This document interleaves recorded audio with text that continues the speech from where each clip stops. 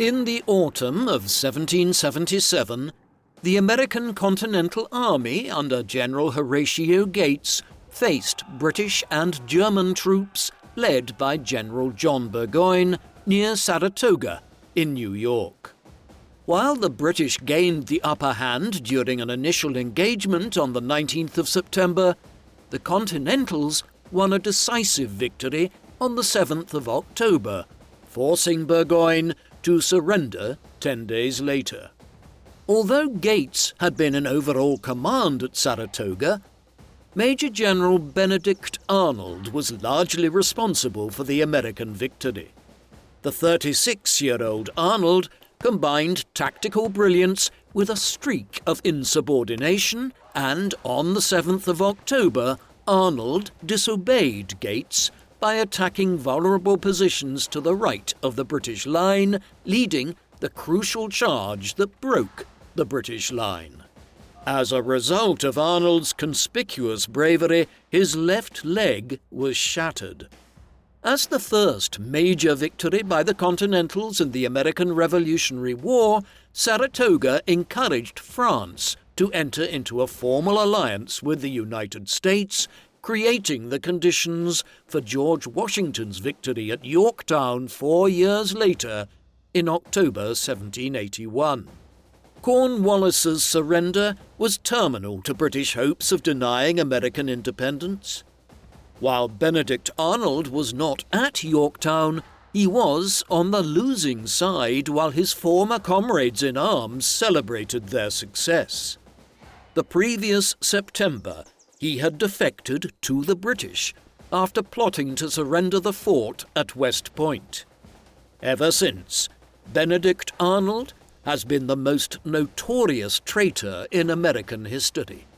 How did one of the Continental Army's most brilliant generals end up deserting the cause of liberty? This is the story of Benedict Arnold, American patriot and American traitor.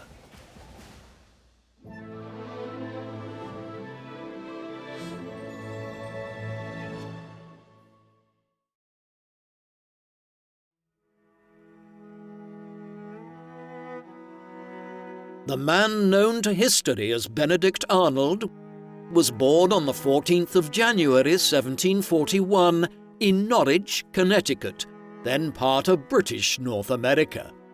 A century earlier, the Arnold clan had crossed the Atlantic from England and soon became important leaders in the colony of Rhode Island. The Revolutionary War general was the fifth Benedict Arnold in the family.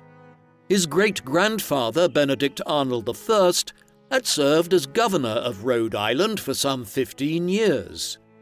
By the 1730s, the division of the family's lands among many sons and grandsons led the third-generation Benedict Arnold to the town of Norwich, on the Thames River in Connecticut, where he became a cooper. Benedict Arnold III soon befriended Absalom King, one of the city's richest merchants. After King died at sea in 1732, Arnold married his widow, Hannah, enabling him to inherit King's trading empire and become a wealthy merchant in his own right, known to his peers as Captain Arnold. The marriage proved a happy one, and Hannah would have 9 more pregnancies, although only 2 of her children survived infancy. Their first child was a son, named Benedict, who died within a year of his birth in 1738. Their second child was given the same name, and he survived into adulthood to win fame and infamy. Accounts of Arnold's childhood include anecdotes of the boy trapping and killing birds for pleasure or making mischief by riding around a water wheel.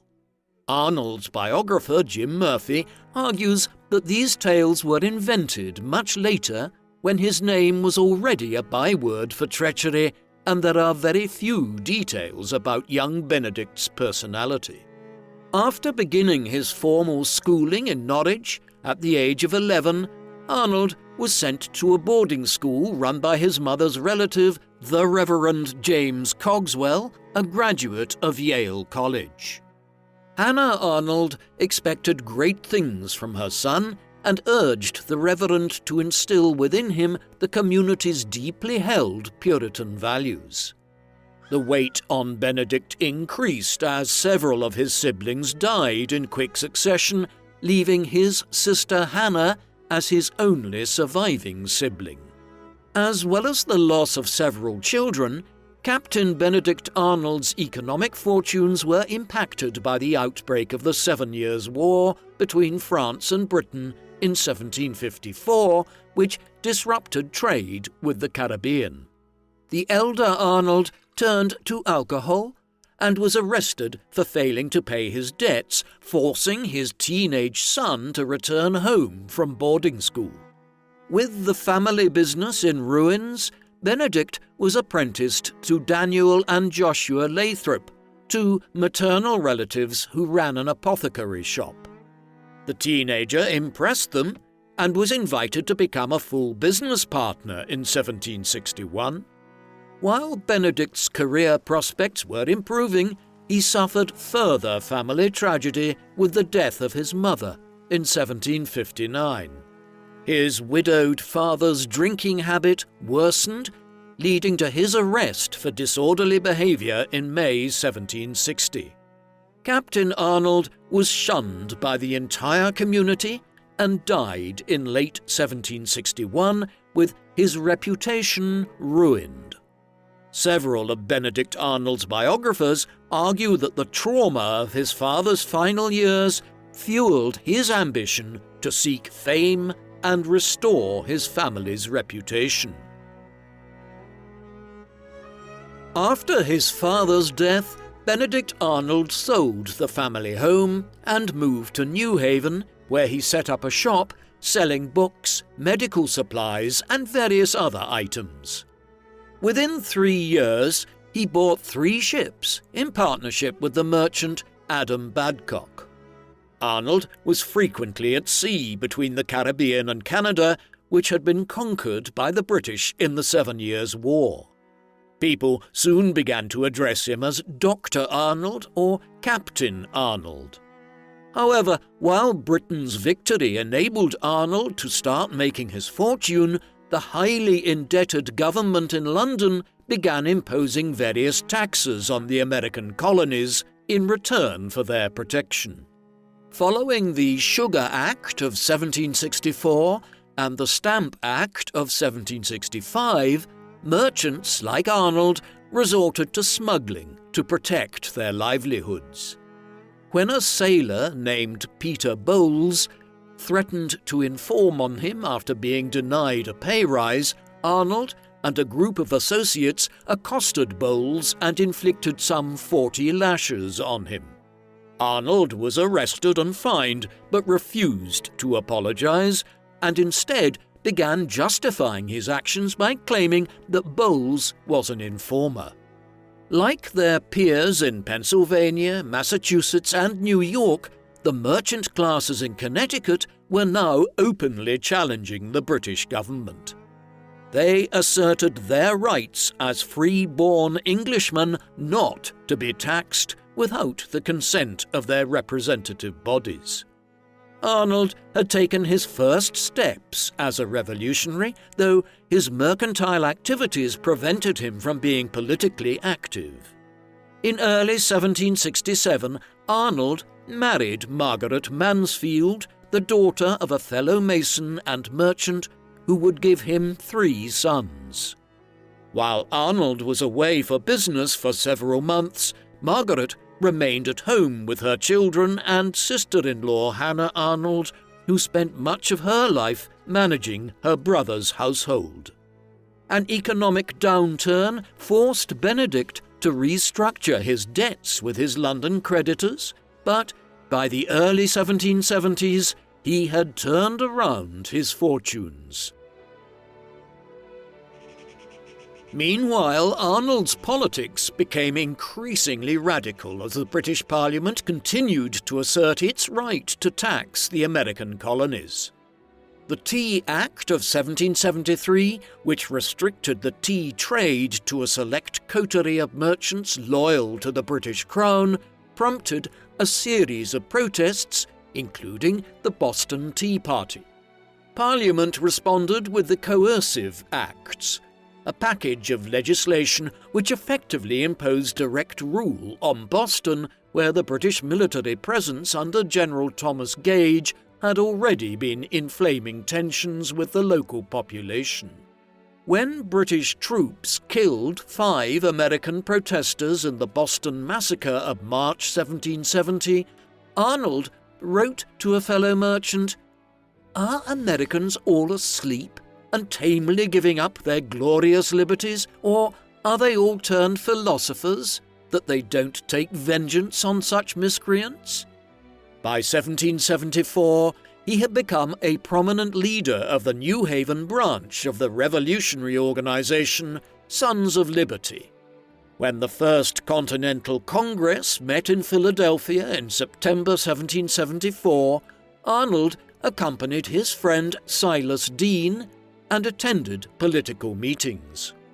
By the time the first shots of the American Revolutionary War rang out at Lexington and Concord on the 19th of April 1775, Arnold was captain of New Haven's militia company. He prepared to march to join the Patriots besieging Boston and requested weapons from the town authorities. When they refused, Arnold threatened to storm their meeting place. On the way to Boston, Arnold met fellow Connecticut officer Colonel Samuel Holden Parsons, who informed him that the Patriots lacked cannon and powder. Arnold told Parsons that there was a large supply of cannon at the lightly defended Fort Ticonderoga at the southern end of Lake Champlain, where he had visited on business. Parsons returned to Hartford, Connecticut, and persuaded local authorities to plan a mission to capture Ticonderoga. The force was commanded by Ethan Allen of Vermont, the charismatic leader of a militia known as the Green Mountain Boys. After arriving in Massachusetts, Arnold was named colonel and obtained authorization from Dr. Joseph Warren to lead his own attack on Ticonderoga. After sending his captains to recruit men, Arnold headed to Lake Champlain alone and ran into Allen and his 260 men. Arnold sought to take command of the operation, but Allen refused and offered to share command, knowing that Arnold had greater legitimacy but no men of his own.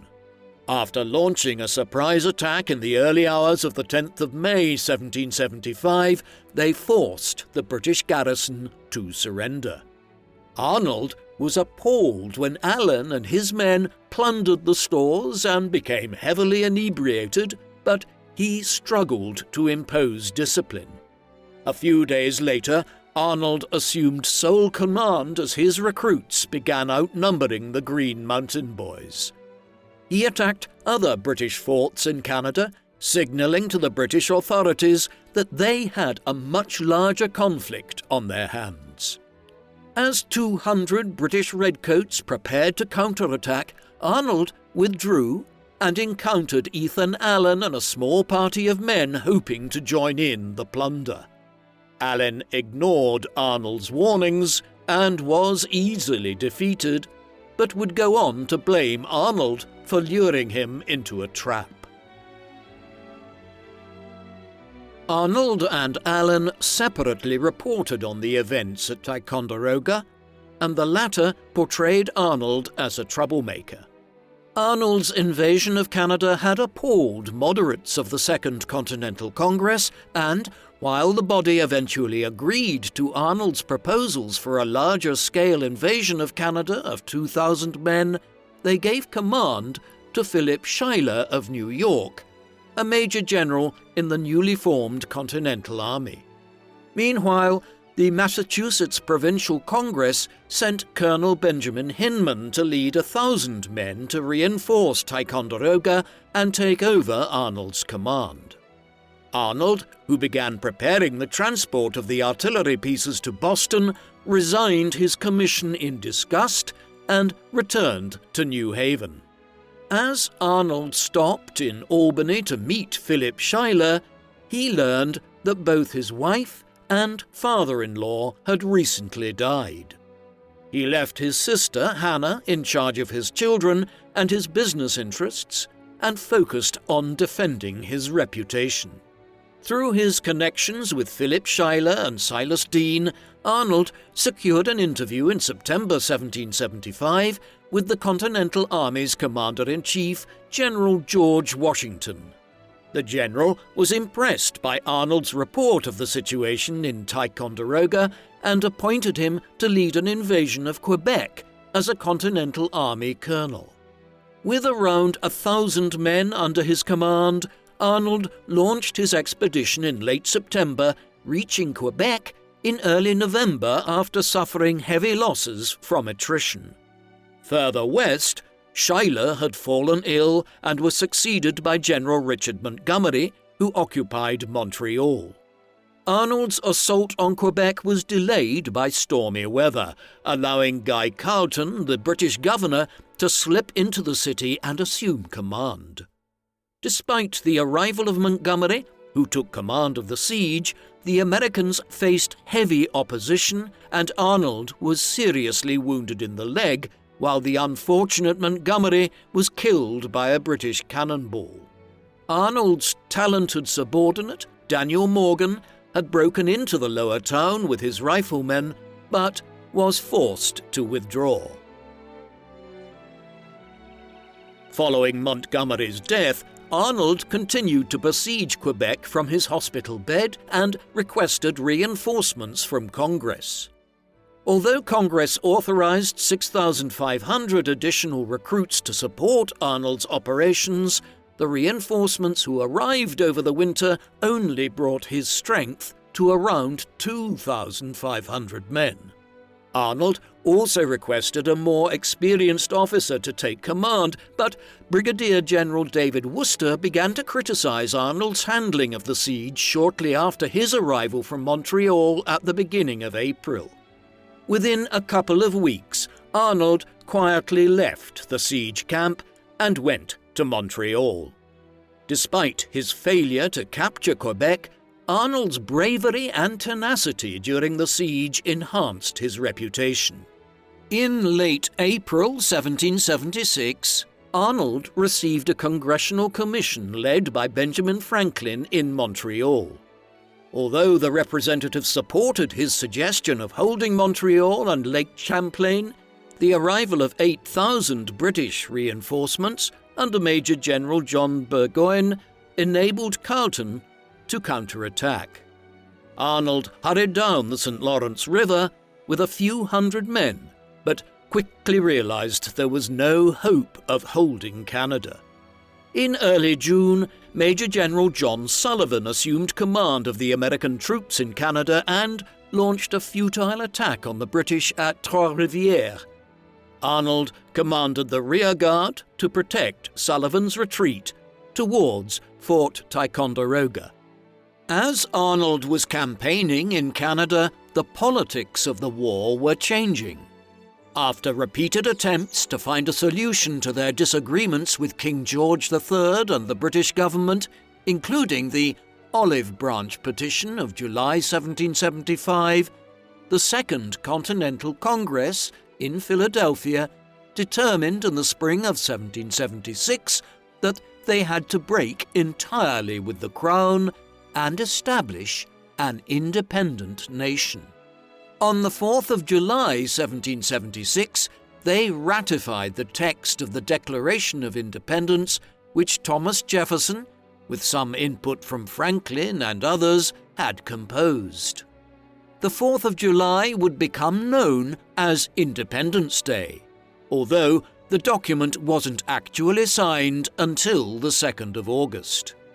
With the colonies having declared their independence, Arnold and the other Patriot commanders were now fighting to secure the survival of their new nation. Despite the failures in Canada, Arnold's earlier exploits at Ticonderoga would bear fruit. In November, the artillery officer Colonel Henry Knox arrived at Ticonderoga to revive the plans to convey the cannon to Boston. He selected around 60 artillery pieces and transported them some 300 miles across poor terrain to Washington's siege camp. In early March 1776, Washington placed the cannon on the Dorchester Heights overlooking Boston and the British fleet in the harbour. This forced the General Sir William Howe's British Army to evacuate the city and sail for New York. Washington's Continentals had achieved a major success, but Howe's withdrawal presented a major strategic threat to the rebellion.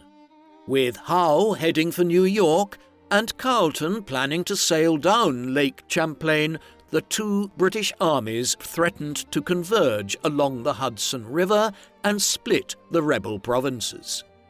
While Washington hurried towards New York to confront Howe's landing, Arnold was named commander of the fleet on Lake Champlain, the first line of defense against Carleton's southward drive. With few ships and little ammunition against 1,700 battle-hardened British troops, Arnold gave orders to build more boats and drilled his men in the art of naval warfare.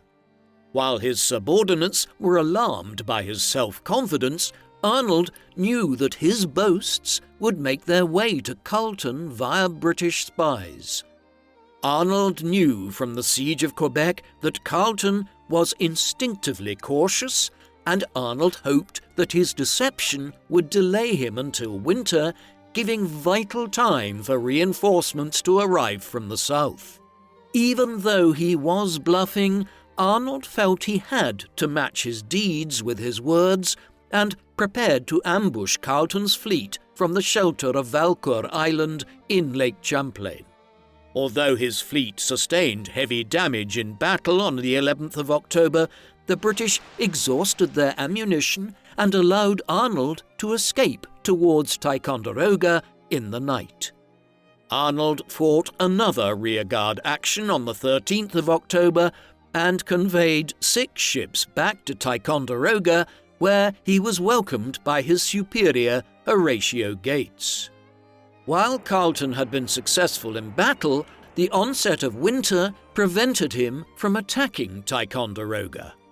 The government in London was infuriated by Carleton's cautiousness and placed Burgoyne at the head of his army. While Arnold's efforts ensured that the British were prevented from sailing down the Hudson until spring 1777, George Washington's Continentals found themselves in dire straits. Although Washington prepared his defences on the Brooklyn Heights, his army was outnumbered 2-1 by General William Howe's British Army, which was supported by the fleet commanded by his brother, Admiral Lord Richard Howe. On the 27th of August, Washington was defeated at the Battle of Long Island and forced to evacuate New York City. After the British gained control of the lower Hudson, Washington was forced to fall back across New Jersey to Pennsylvania. Washington's defeat prompted his senior generals, Charles Lee and Horatio Gates, to lobby for his removal as commander-in-chief. Despite having praised Arnold's action at Lake Champlain, Gates also conveyed to Congress a report accusing him of needless aggression. It was authored by Major John Brown, an officer who had sided with Ethan Allen at Ticonderoga and became one of Arnold's most ardent critics. As the British retired to winter quarters in Lake Champlain, Arnold set off to New Haven to seek a reunion with his family. However, Upon learning of Washington's retreat, Arnold hurried to his headquarters in eastern Pennsylvania, where Washington was planning to launch a daring attack across the Delaware River against enemy positions in Trenton, New Jersey. Although Arnold hoped to join Washington's attack, the latter appointed him to command 5,000 raw recruits to defend Rhode Island from a British army of 7,000 men under General Sir Henry Clinton, who had been detached from Howe's main army to occupy the town of Newport. Washington's brilliant tactical successes at the battles of Trenton and Princeton in New Jersey kept the Patriot cause alive. But Arnold found little enthusiasm among his men for similar operations against Newport.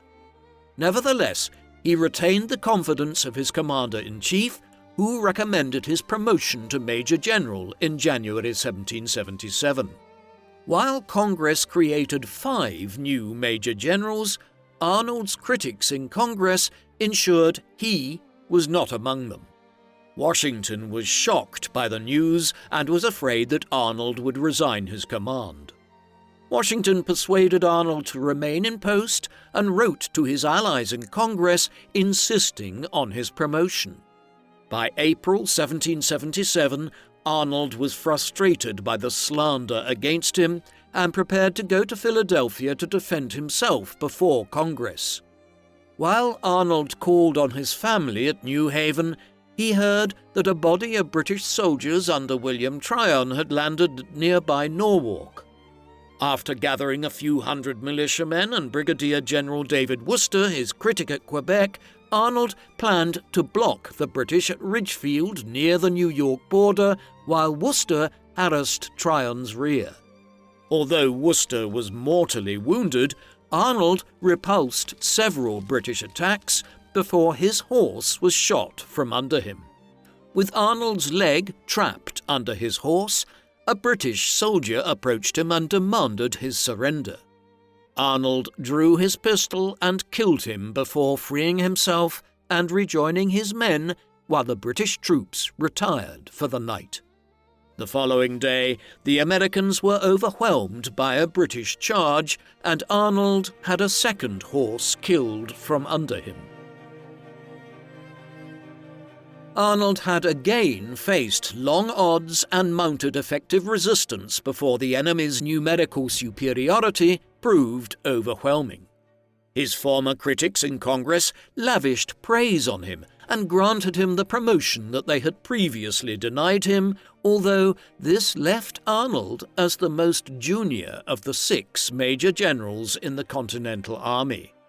He continued his journey to Philadelphia, stopping at Washington's headquarters at Morristown, New Jersey, where he received the commander-in-chief's blessing to plead his case to Congress. While Arnold received a favorable reception, he remained frustrated by Congress's unwillingness to rule on his seniority. At the same time, he witnessed a high-profile disagreement between Horatio Gates and Philip Schuyler over the command of the Northern Army. Arnold was disgusted by the political intrigue, and on the 11th of July he reluctantly wrote to Congress to resign his commission and return to private life. Once again, events intervened and pushed him in a different direction, and he received an urgent message from General Washington informing him that 15,000 British troops under Howe had embarked on their ships, with their destination unknown. The commander-in-chief believed that either Howe would target the heart of the revolution in Philadelphia, or he would sail up the Hudson and link up with Burgoyne's army of 10,000 men, an intimidating force that led General Arthur St. Clair to surrender Fort Ticonderoga without a shot. Washington was particularly fearful of the pincer movement along the Hudson and led his 7,500 men to block Howe's move north. With Schuyler's northern army significantly outnumbered by Burgoyne, Washington wrote to Congress requesting reinforcements for the north and recommended that General Arnold should lead them. Sensing the danger, Congress authorized the raising of 6,000 men from New England and disregarded Arnold's resignation letter by appointing him as their commander. After calling at Washington's headquarters for further instructions, Arnold joined Schuyler near Saratoga in upstate New York on the 22nd of July. Since there was little prospect of defeating Burgoyne in open battle, Schuyler sought to delay Burgoyne's march towards Albany by ordering his men to destroy all bridges and fell trees to block the forested paths through which Burgoyne's men had to travel. Schuyler ordered Arnold to lead a party to gather intelligence on the enemy and to harass them with sniper fire. Meanwhile, Schuyler would retreat slowly with his main army, stretching Burgoyne's supply lines and rendering them vulnerable to flank attacks.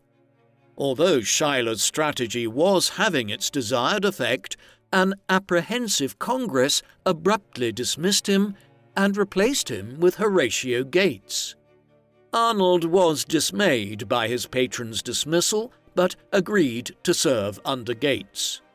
Shortly before surrendering his command, Schuyler sent Arnold on a mission to confront a body of 750 British troops and 1,000 Native American warriors under Lieutenant Colonel Barry St. Leger, who were besieging Fort Stanwix on the Mohawk River. Upon arriving on the scene, Arnold encountered a local man facing execution for recruiting soldiers for the British cause. Arnold convinced him to return to the British camp to spread rumours of the imminent arrival of a large American army. The ruse worked, and the indigenous warriors melted away, leaving St. Leger's troops outnumbered by the Americans inside and outside the fort. The British officer lifted the siege, allowing Arnold to win a bloodless victory. By the time Arnold returned to Saratoga, he learned that Congress had voted against backdating his promotion. Arnold was also disappointed that Gates failed to mention him at all in his report to Congress about St. Leger's withdrawal. Arnold was now desperate to prove himself in the upcoming showdown with Burgoyne, who had been reduced to 5,000 effectives by Schuyler's delaying tactics. The flow of reinforcements to Gates meant that the Continental Army at Saratoga now outnumbered Burgoyne. Furthermore, General Howe had decided against sailing up the Hudson to support Burgoyne and instead opted to strike at Philadelphia. Although the odds were increasingly stacked against him, the confident Burgoyne was keen to bring the Americans to battle. From the American camp, Arnold was equally confident and urged Gates to attack Burgoyne as quickly as possible so they could turn around and join Washington's defense of Philadelphia. Since Gates insisted on fighting a defensive battle, Arnold accompanied the Polish military engineer Tadeusz Kościuszko to look for a more suitable position and identified Bemis Heights overlooking the main road. The Continentals took up their new position on Bemis Heights, while Kościuszko supervised the construction of field defences. Arnold commanded 2,000 men on the American left, including 600 light infantrymen under Daniel Morgan and Henry Dearborn at Freeman's Farm. Arnold was eager for action, and on the 17th of September he was authorized to launch probing attacks against the enemy to gather intelligence. Arnold reported to Gates that Burgoyne would launch his attack within 48 hours and that he was planning to outflank the American left. Gates disregarded Arnold's warnings and anticipated a frontal assault along the main road. When the British attacked on the 19th, Gates was shocked to see the bulk of Burgoyne's men manoeuvring to outflank his left under dense forest cover.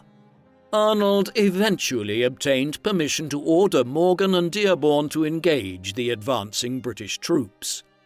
While their first volley surprised the leading British units and sent them reeling, they risked being overwhelmed by Burgoyne's main force. Arnold hurried to their aid and engaged his entire wing as both sides fought bitterly for 3 hours.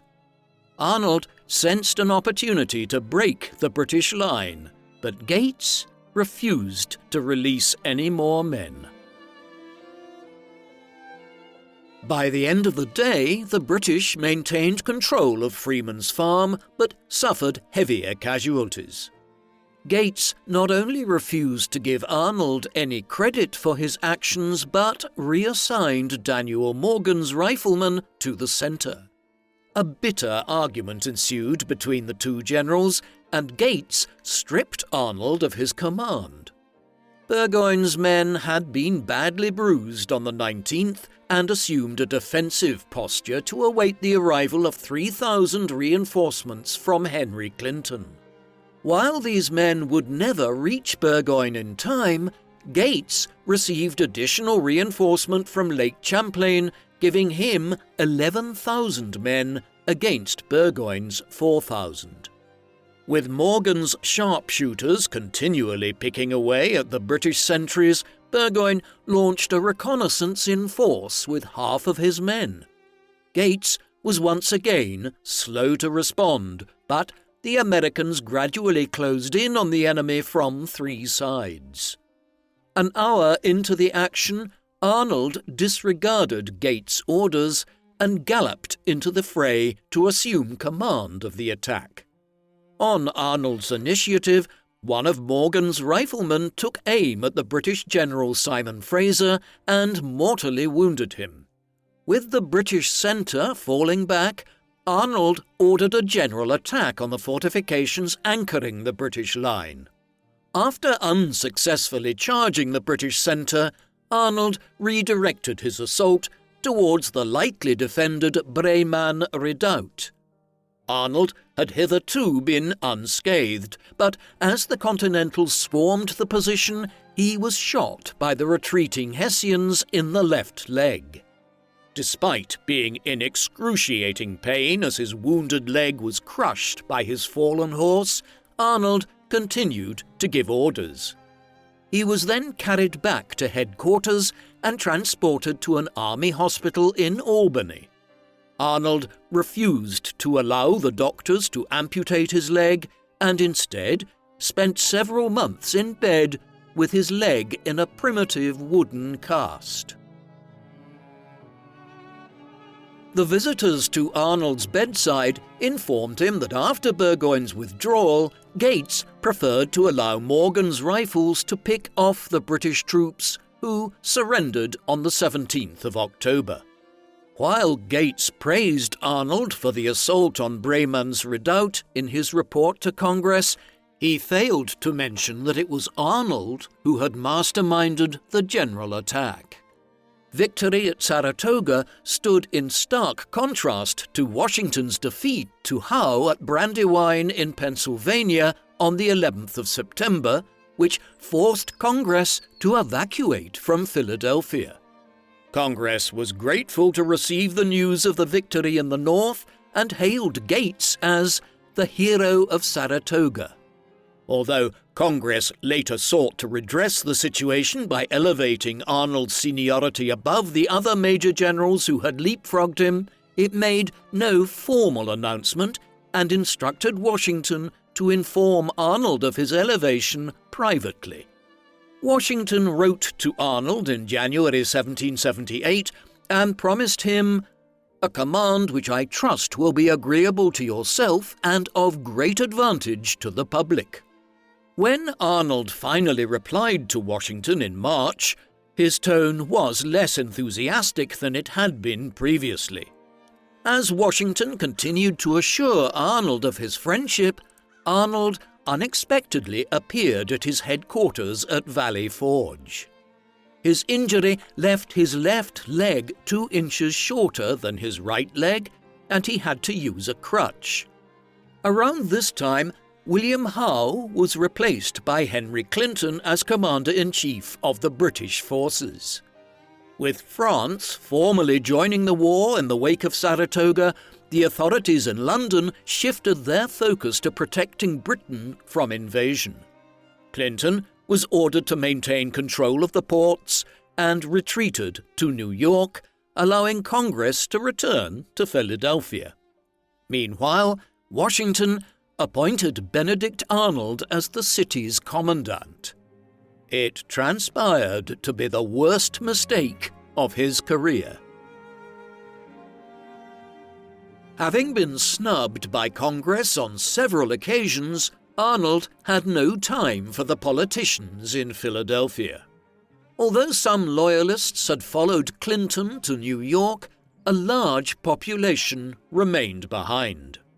While Congress and Washington had issued express orders forbidding reprisals against loyalists, Arnold struggled to prevent the more radical patriots from seizing their property, while his efforts to reassure the loyalists of his protection by entertaining them at his residence further angered his critics.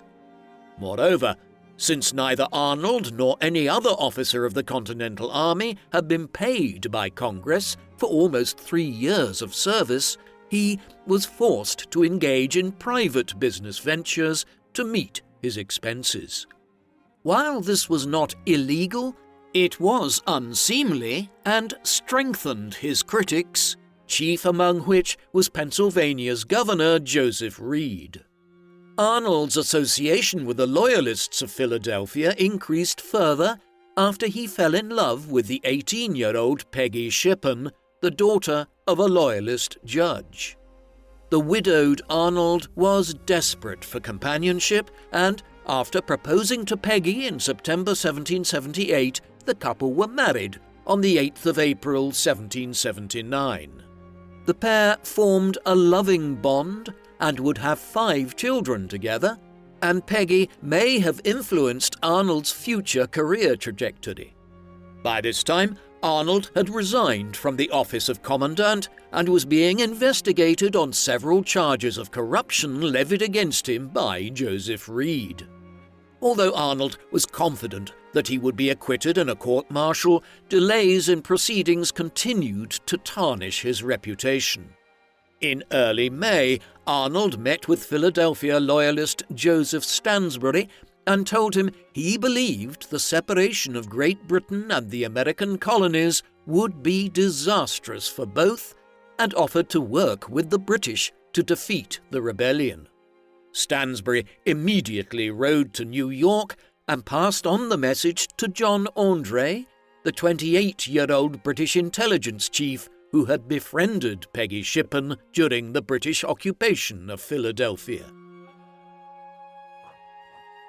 While André was glad to welcome Arnold to the British cause and invited him to share intelligence, Arnold insisted on being paid £10,000 for his services, a handsome sum that partly accounted for the moneys owed him by Congress and other uncollected debts. While his negotiations with André broke down in October 1779, Arnold continued to sympathize with the British after mob attacks on Philadelphia loyalists in late 1779. Arnold himself was targeted, but Congress refused his request for protection. Moreover, Congress refused to acknowledge its debts to Arnold from the Canadian campaign. Finally, while the court-martial in January 1780 acquitted him of financial misconduct, it instructed Washington to reprimand Arnold for abusing his military authority. Despite Washington's best efforts to soften the blow, Arnold was bitterly disappointed that Washington had accepted the court's verdict. In late April, Arnold resumed contact with John André and lobbied Schuyler for command of the strategic fort of West Point on the Hudson, which he planned to surrender to the British. Arnold was surprised when Washington offered him the senior field command that he had coveted for years. It came too late, and Arnold persuaded Washington to send him to West Point on the grounds that his wound prevented him from actively fighting. Upon his arrival, Arnold inspected the defences and found them inadequate. He wrote a report for Washington and kept a second copy for the British. Arnold believed that his intelligence was worth £20,000, but it was only in August, when Clinton was convinced of his sincerity, that he approved the terms. While Arnold was planning his rendezvous with André, he was surprised with news from Washington that he was passing by on the 17th of September on his way to meet with French officers at Hartford, Connecticut. Arnold shared Washington's plans with André, but the British failed to seize the opportunity to capture Washington and his staff. After 2 failed attempts, André adopted the disguise of a businessman called Anderson and met Arnold behind American lines during the early hours of the 22nd of September. Arnold passed him his survey of West Point's defences, but André was left stranded when the British sloop Vulture retreated to safety after American guns unexpectedly opened fire. He attempted to return by land, but was intercepted by American militia on the morning of the 23rd. They forced André to strip down and found the incriminating papers in his stockings. André was taken to Colonel John Jameson, who ordered him to be taken to Arnold's headquarters for questioning. Washington's spy master, Major Benjamin Talmadge, happened to be on the scene and urged Jameson to rescind his orders. Jameson agreed to recall André and deliver the incriminating papers to Washington, who was travelling back from Hartford, but sent Arnold news of André's arrest. Arnold was expecting Washington to join him for breakfast on the morning of the 25th of September when he received Jameson's note. With Washington minutes away, Arnold mounted his horse and escaped down the Hudson to New York. While Washington took breakfast downstairs, Peggy Arnold was upstairs burning the incriminating correspondence. It was not until the afternoon that Washington returned to his quarters and received the papers recovered from André, causing him to remark, "Arnold has betrayed me. Whom can we trust now?" Washington soon regained his composure and dispatched Alexander Hamilton to hunt the traitor down, but he knew that Arnold's betrayal would damage him personally. Meanwhile, André was imprisoned and sentenced to hang on the 1st of October. Although Washington and the Continental officers were impressed by André's noble bearing, there could be no question of leniency. As news of Arnold's treachery spread throughout the nation, Arnold's former friends quickly disassociated themselves from him, and the history of his contributions to the patriotic cause was rewritten. Countless images appeared depicting Arnold as Judas, while a mob destroyed the graves of his namesake father and brother to eradicate the name. In New York, Arnold began advising the British officers how to crush the rebellion. He was commissioned as a brigadier general, but Clinton rejected his pleas to lead an attack on Philadelphia. Instead, Arnold would take 1,600 redcoats to raid American supply bases in Virginia to support General Lord Cornwallis's Southern Army. In December 1780, Arnold captured Richmond with a surprise attack and blazed a trail of devastation across Virginia. After handing command to Cornwallis in May 1781, Arnold was recalled to New York. Frustrated by Clinton's continued refusal to authorize an attack on Philadelphia, Arnold was ordered to lead a raid on New London near his hometown in Connecticut. In the meantime, Cornwallis was surrounded by American and French forces at Yorktown and surrendered on the 20th of October 1781. Arnold sailed to London with his family and urged the government to continue with the war, but the fall of Lord North's administration in 1782 paved the way for the Treaty of Paris on the 3rd of September 1783, which formally recognized American independence. Arnold was only 43 years old and sought further military service, but his reputation as a turncoat meant that he was widely distrusted. In 1785, he sailed to New Brunswick in Canada and quickly became a wealthy businessman and landowner. However, the prospect of renewed conflict between Britain and France after the French Revolution of 1789 caused an economic downturn in Canada, forcing Arnold and his family to move to England in December 1791. After failing to secure a command in the war against France, he turned to privateering in the Caribbean. On one occasion, he was captured by the French, but successfully escaped, while his captors considered selling him to the Americans. After trying to settle his affairs in Canada in the late 1790s, Arnold's health sharply declined in early 1801, and he died in London on the 14th of June at the age of 60. Arnold continues to be known as America's most infamous traitor, and generations of Americans have struggled to reconcile his treason with his earlier military exploits, such as the capture of Fort Ticonderoga and the Battle of Saratoga. The Boot Memorial at the Saratoga National Historical Park, erected by Civil War General John Watts de Peyster in 1887, bears an inscription commemorating Arnold and his wounded leg without naming him. In memory of the most brilliant soldier of the Continental Army, who was desperately wounded on this spot, winning for his countrymen the decisive battle of the American Revolution, and for himself the rank of Major General. While Arnold's military talents are widely acknowledged, and he was often the victim of political intrigue, there is no escaping the fact of his treason and his ruthlessness in leading raids against his former countrymen, and he will continue to be one of the most controversial figures in American history. What do you think of Benedict Arnold?